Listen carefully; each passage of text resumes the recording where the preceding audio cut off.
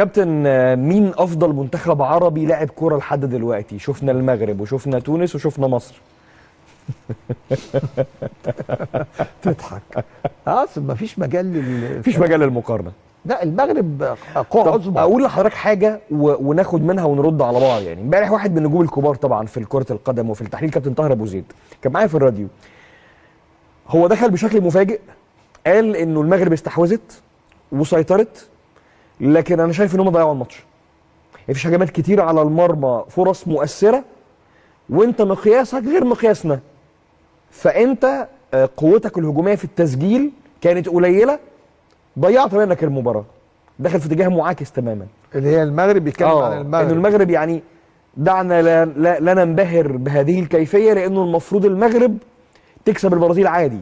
يعني اللي ينطبق علينا ما ينطبقش عليهم. طيب، ما هو في نفس الكلام، في نفس الاتجاه.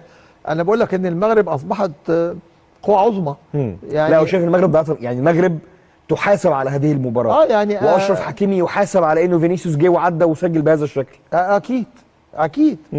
لكن نتكلم عن المغرب كتيم، كقدرات، كتكتيك، كل حاجه. بالمناسبه السعوديه متقدمه 1-0 على اوروجواي دلوقتي. طيب، عبد الاله العمري. مع ان السعوديه عانت صحيح عشان تتاهل يعني. وكان في يعني انما خليني في المغرب. لا، المغرب كل لاعباتها عايشين حتى الان كاركتر وشخصيه واحساس بثقه وتكتيك وحركه من غير كوره وتكنيك لا لا اكيد يعني. بس هي الفكره ان هم يكملوا. صحيح. يعني هم انهوا البطوله اللي فاتت في مركز رابع، وداخلين البطوله دي. يعني انا شفتهم في الفتره اللي هي ما قبل البطوله، ما استريحتش. لكن جوه البطوله موضوع مختلف. موضوع مختلف. هم حاجه